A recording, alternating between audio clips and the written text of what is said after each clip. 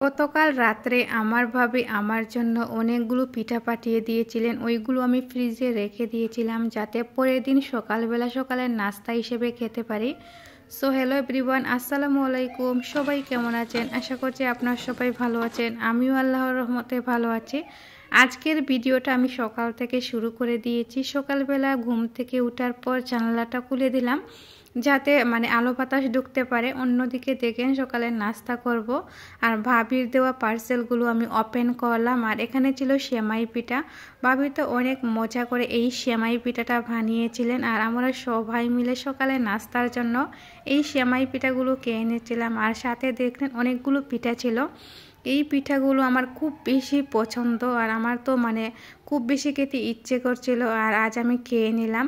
আসলে সবাই মিলে খাচ্ছিলাম তো অনেক বেশি ভালো লাগছিল। তারপর নাস্তা করা হয়ে গেল। নাস্তা করার পর ঘরের টুকিটাকি কাজ করে নিচ্ছিলাম। এইগুলোতে অনেক বেশি এই কর্নারটাতে ময়লা জমেছিল, তাই ভাবলাম ওইগুলো পরিষ্কার করে নিই।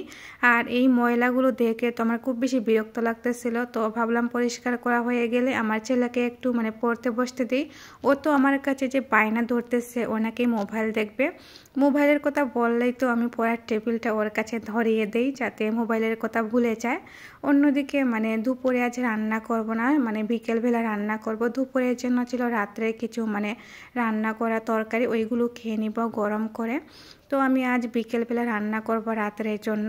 আজ রান্না করব এই টমেটো দিয়ে আর জলপাইয়ের একটা ঝোল, আর সাথে কিন্তু থাকবে হচ্ছে গিয়ে মুরগির চামড়া দিয়ে একটা রেসিপি। তো এখানে আমি মাটির চুলায় রান্না করে নিচ্ছিলাম এই টমেটোর ঝোলটা। আর আমি কিন্তু টমেটোতে মূলত ইউজ করলাম পেঁয়াজ কুচি, রসুন বাটা, আর সাথে ইউজ করলাম হচ্ছে গিয়ে হলুদের গুঁড়া।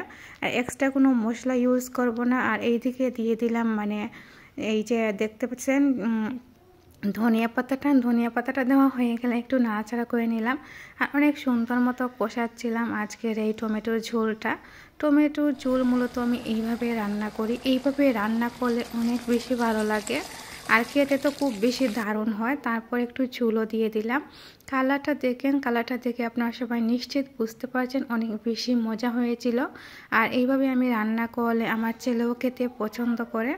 আমার রান্না করতে করতে সন্ধে হয়ে গিয়েছিল আর মাটির চুলায় তো আর সন্ধেবেলা রান্না করতে পারবো না, তাই আমি চলে গেলাম গ্যাসের চুলায় রান্না করার জন্য মুরগির মুরগির চামড়াগুলো তো আমি এইভাবে রান্না করি। আর মুরগির চামড়া আমার অনেক ভালো লাগে। মুরগির চামড়াগুলো না এইভাবে রান্না করলে খুব বেশি ভালো লাগে খেতে। অনেকগুলো ভাত খাওয়া যায় চেটে পুটে। হাতে মেখে মেরিনেট করে তারপর আমি রান্নাটা বসিয়ে দিব। আর এইদিকে যা যা মশলাপাতি লাগে সব মশলাপাতি দিয়ে দিচ্ছিলাম। মরিচের গুঁড়া, হলুদের গুঁড়া, ধনিয়ার গুঁড়া, সাথে কিন্তু আমি তেজপাতাটা ইউজ করলাম। আর রসুন বাটার পরিমাণটা একটু বেশি দিলাম। পেঁয়াজ কুচি যা যা মশলাপাতি লাগে সব মশলাপাতি দিয়ে এখন সুন্দর করে হাতে মেখে নিচ্ছি। এইভাবে যখন হাতে মেখে মেরিনেট করে রান্না করা হয় তখন তো গাইস খুব বেশি ভালো লাগে আর অনেক বেশি স্মেলও বের হয়। আপনার রান্না করার পর রান্নার কালারটা দেখলে বুঝতে পারবেন খুব বেশি ইয়াম্মি হয়েছিল আজকের এই রেসিপিগুলো, জাস্ট অসাধারণ হয়েছিল। তো আপনারা যদি চান অবশ্যই আমার রেসিপিটা ফলো করে এইভাবে রান্না করতে পারেন।